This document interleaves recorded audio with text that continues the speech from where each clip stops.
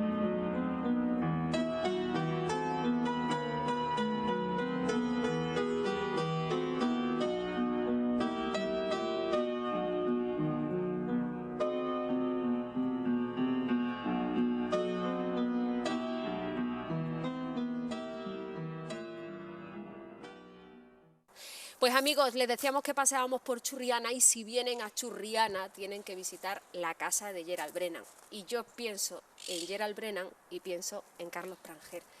Y tengo aquí su último libro, que es La Faz de España, y yo quiero que él, quién mejor que él, me hable de una figura tan importante, tan relevante y que el mejor sitio donde podemos conocerla, me atrevería a decir que in situ, es su casa.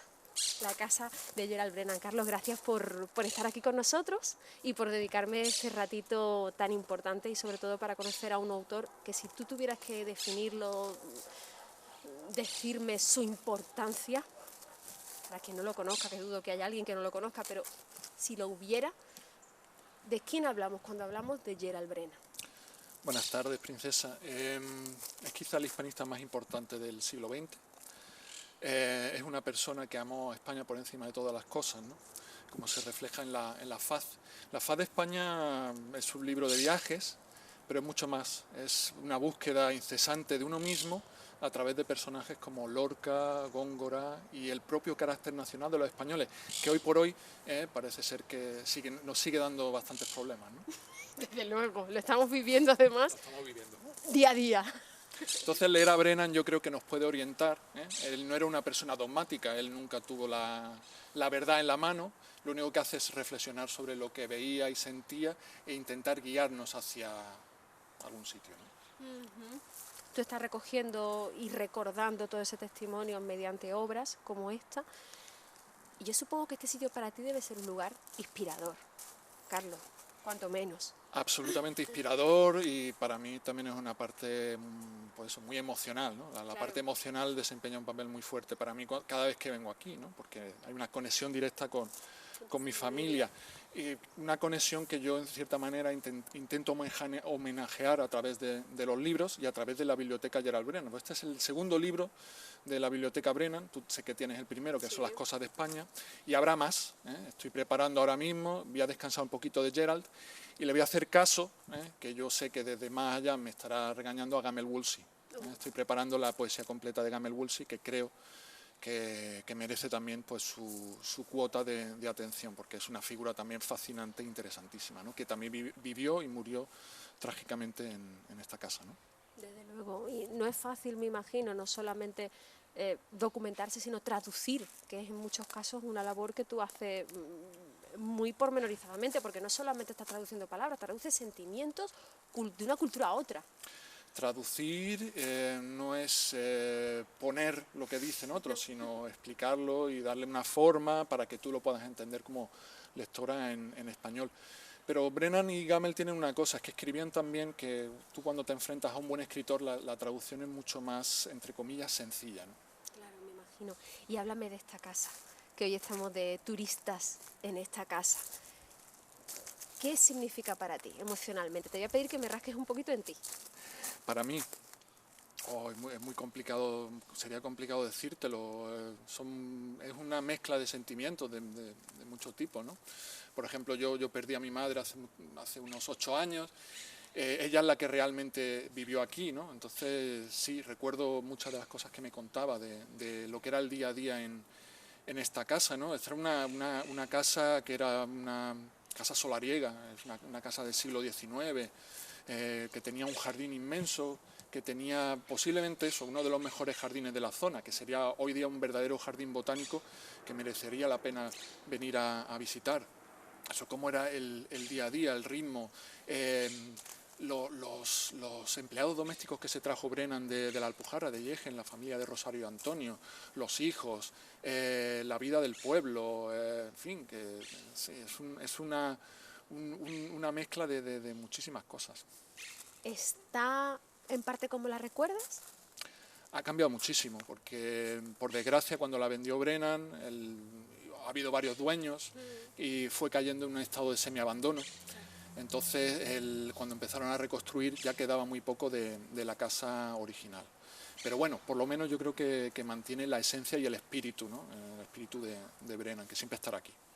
De Brennan y de muchísimas figuras relevantísimas de la cultura y de la literatura que han estado en este mismo jardín, en este mismo espacio, celebrando, quizá brindando, quizá leyendo con él o disfrutando con él, ¿verdad? y que daría seguro que para una obra solo de este patio. Pues hacer una recopilación de todas las personas que pasaron por esta casa daría para, yo creo que para varios libros. Yo siempre lo llamo esos años que Brennan se convirtió en una especie de super anfitrión, los años dorados, los golden years. Ten en cuenta que era un estilo de vida, como te he dicho antes, bastante peculiar. O sea, Brennan invitaba a sus amigos a venir a pasar un tiempo a mi casa. Entonces tú, lo normal es que tú invites a tu amigo y un par de días, un fin de semana. Pero aquí había gente que llegaba y se quedaba un mes, 2 meses, iba y venía o se iba. Bueno, Gerald, me voy un tiempo a Gibraltar y ahora vuelvo. Y así estaban todo el día para arriba y para abajo, ¿no? Cuando hablamos de figuras relevantes, hablamos de Ernest Hemingway, por ejemplo. Ernest Hemingway almorzó en este jardín. Sí. Paul Bowles estuvo también por esta casa, que dijo que era una de las casas más bonitas que había visto nunca y que cualquier decorador o arquitecto que quisiera prosperar en su ámbito tenía que visitar esta casa, por ejemplo. Que había una decoración, había unos elementos, unos ornamentos interiores y exteriores. El jardín estaba siempre impecable, pero dentro había unos azulejos de árabes del siglo XVI, XVII, XVIII, que eran una verdadera maravilla, combinado con muebles castellanos, con espejos marroquíes, con telas de la India, en fin, es que es muy difícil de describir con palabras. Me imagino, o sea, eso es recuperación poco a poco y que no se puede asemejar a esos golden years que tú comentas. Es una recuperación, pues eso, como dices tú, paulatina, en espíritu y con muchísimo trabajo y con muchísimos proyectos que esperemos que vayan viendo la luz, ¿no? Gracias a proyectos como tu obra, pues podemos acercarnos a la figura de Brennan y de otros muchos autores que tú también escribes y te documentas sobre ellos y que también refleja a Brennan, pero en esta casa es como que todo cobra un valor, como que se eleva al máximo exponente porque es como si pudiéramos respirarlo, ¿no? Es como al final parte de esa energía ha quedado por estos rincones y yo me imagino que entre esos proyectos supongo que alguno habrá que tenga su sede aquí, no solamente la biblioteca, sino que podremos oír lecturas de Brennan aquí, Carlos, podemos, además de los conciertos que se hacen en verano, ya sé que en el Salón de Actos habéis hecho más de un evento, pero en el patio en verano tenéis previsto para este año, para este 2020, ahora se lo preguntaremos a su director, pero yo sé que tú eres mano derecha, una persona fundamental para el desarrollo también de esta casa, anticípame lo que sea posible. Eso es Alfredo el que tiene la programación en mente, pero vamos, aquí se han hecho, yo por ejemplo hace un año estuve dirigiendo un seminario dedicado exclusivamente a la figura de Brennan y centrado en el laberinto español, ¿verdad? Sí. Que yo siempre es un libro que reivindico mucho y que veo que hoy por hoy, y vuelvo a insistir, su lectura es más fundamental que nunca. Y sí, seguimos trabajando. Yo mi parte, sobre todo, es aportar la memoria de mi familia y la memoria cultural y los libros, ¿no? Los textos, ¿no? Trabajar a Brennan no solo a partir de la anécdota y de que él fuese una figura llamativa por su estilo de vida y por sus ideas, sino que se recuerde también, más allá de la anécdota, que fue un escritor, ¿no? Que fue un escritor no solo sobre temas de España, sino un escritor, digamos, universal, con una prosa muy cuidada, con unas ideas muy claras y de un interés que, en fin, yo creo que está cada vez más presente, ¿no? Sí, yo me atrevería a decir que en muchos casos filósofo. Tiene una vena filosófica realmente importante y ensayística y muy relevante y que tú sacas, porque además tú lo vives, porque es lo que nos comentabas antes, ¿no? Forma parte de tu familia, tú eres su heredero aquí, te tenemos aquí como su heredero y ¿cómo es la relación con Churriana, Carlos? Este programa, una de sus finalidades es ser un poquito más turistas en nuestra tierra, que a veces vamos fuera buscando lo que nos parece que no tenemos dentro y hay joyas como esta casa que estáis luchando tanto por sacar a relucir y que como antes comentaba yo, ¿no? Y comentábamos, no está en el centro de Málaga y eso hace que esté muy opacada en la agenda cultural, ¿no? Pero ¿cómo es la relación de Churriana con esta casa? Pues es un sitio emblemático, es un símbolo, pero yo a veces echo de menos, yo quiero que vengan a visitarla más. Quiero que se dejen imbuir por el espíritu de Brennan, que sean curiosos. que se pregunten, no solo por Brennan, si es que Churriana ha sido un enclave realmente esplendoroso en la época de Brennan, porque no solo estaba esta casa, estaba el Cortijo Buenavista, que ahí vivía mi tío Freddy Willman, que era marchante de vinos, y vinieron un montón de poetas beat norteamericanos. Luego está la finca Carambuco, de los Caro Baroja, que también es otro sitio emblemático, y así. Entonces Churriana tiene 5 o 6 sitios que fueron realmente importantes, que son no solo edificios históricos, sino espiritualmente importantísimos para la cultura de este país, que yo creo que merecen que los churrianeros pues despierten un poco y que se sientan curiosos y que vayan a visitarlo y que reivindiquen su importancia, ¿no? Desde luego, pues yo te agradezco muchísimo este ratito, Carlos. Seguro que tendremos muchas más ocasiones de charlar y de tu mano seguir aprendiendo mucho, no solamente de Brennan, sino de todos esos autores que Brennan atrajo aquí a Churriana y que hicieron de esta ciudad pues un lugar emblemático, no solo para la provincia ni para la región, sino como tú bien has dicho, para el país. Muchas gracias a ti. Pues seguimos paseando, ¿no?, por la casa.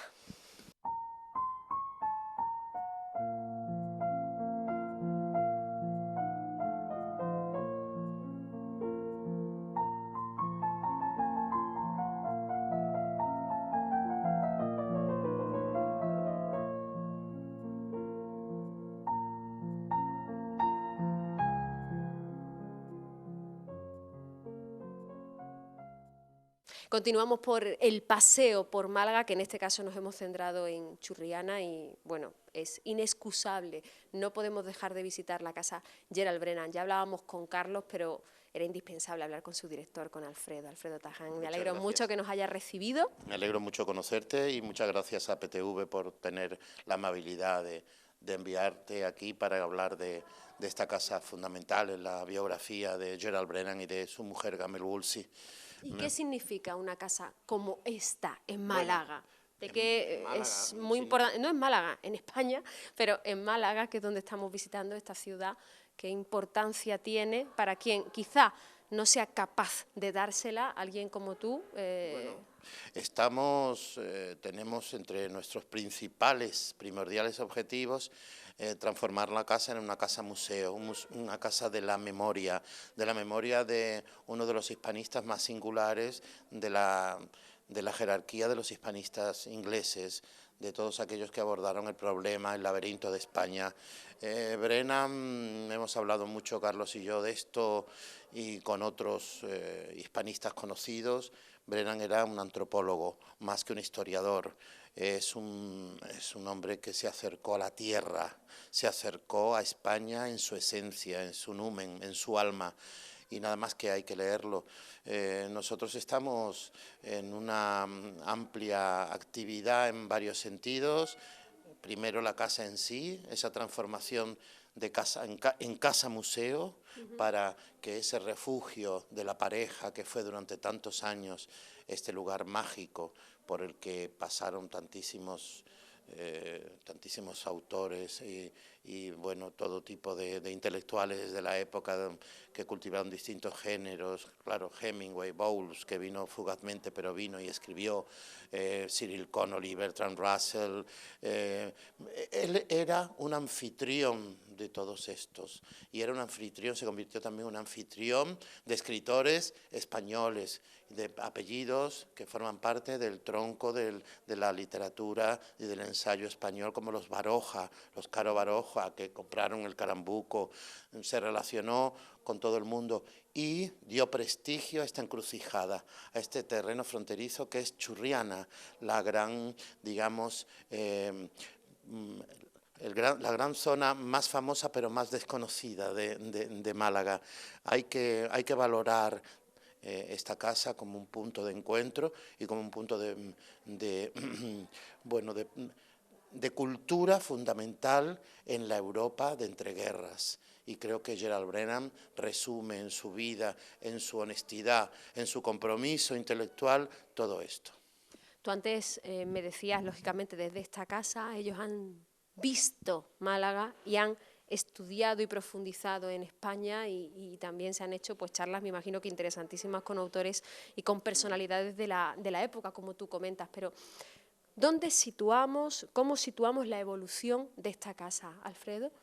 Bueno, esta casa ha tenido distintos periodos. Primero, claro, primero su propietario era un hombre que no tenía nada que ver ni con Brennan, ni con Gamel, ni con su forma de ser. Era un hombre, un cedista, un conservador radical, que ellos acogieron aquí y que ellos pues intentaron ocultarlo de la, bueno, pues del terrorismo que en la calle existía en el año 36, ¿no? Y la casa luego pasó a sus manos, estuvieron brevemente aquí del 35 al 36, el 7 de septiembre del 36 se van, pero vuelven en el 49. Precisamente en la Biblioteca Brennan, que estamos patrocinando, hemos publicado ya 2 números, Cosas de España, que ya te habrá contado Carlos, y ahora La Faz de España, que es un libro de viajes que en el momento en que Carlos me lo mostró, dije, para mí cuando lo leí, digo, es uno de los libros que más me interesa de Brennan, porque es un libro de viaje, de retorno. Las páginas no solo de la tumba, cuando van buscando infructuosamente la tumba de Lorca, sino también las páginas sobre el Greco y sobre Goya, muy pocas veces las he leído yo no las conocía, muy pocas veces las he leído yo por críticos, tanto ingleses como españoles. Nadie de España, para mí, que entiendo un poquito de arte, he trabajado muchos años en arte, muy pocos críticos, lo digo sinceramente, han abordado la figura del Greco y de Goya como lo aborda en la visita al Prado nuestro querido Gerald Brennan. Vamos a seguir con la Biblioteca Brennan. Hemos recibido una suerte de donaciones, hemos reunificado la biblioteca, las publicaciones del Instituto Municipal del Libro, que dirigí durante 11 años, y queremos, ya hablo como el Rey Sol, queremos convertir la Casa Brennan en un centro de investigación, sino en una biblioteca, pero que tenga una relación con la cultura, ni alta, ni baja, ni media, con la cultura, y sobre todo la idea del jardín, hacernos con el jardín, reconstruir el jardín verdadero para que se convierta en un espacio transitable, que haya un anfiteatro al estilo inglés, no romano ni griego. Ya veremos, todo esto está cercano a la utopía, pero se puede realizar.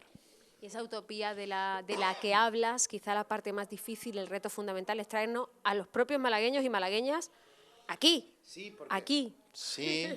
Eso es lo difícil, ¿no? Porque pareciera que las distancias en Málaga... Es increíble. Estábamos comentando antes, ¿no? Pues los malagueños están viajando, menos mal, un pueblo que viaja es un pueblo culto. Una nación que viaja tiene contacto con otra cultura y por lo tanto se enriquece. El malagueño y el español está viajando bastante, ¿vale? La Casa Brennan podría ser el paradigma de esos viajes, porque en definitiva también Gamel y Gerald eran viajeros, eran nómadas de lujo, ¿no?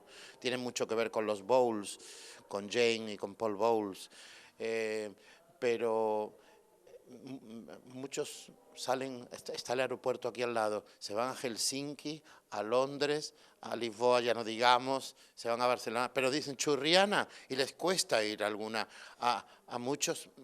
¿Sabes, princesa, que me dicen malagueños?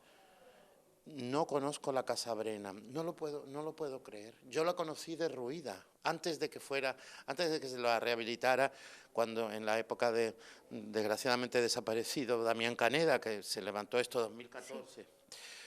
Pero hay que darle verdaderamente un empujón a la Casa Brennan por la carga simbólica que tiene Gerald Brennan, por el mito que supone este personaje, por su abrupta muerte, cómo la memoria y el olvido al lado, el olvido y la memoria juntos siempre, y la muerte, y luego porque para mí es, de verdad lo digo, uno de los que ha colaborado más en restablecer el imaginario español a partir de los años 30 hasta aquí.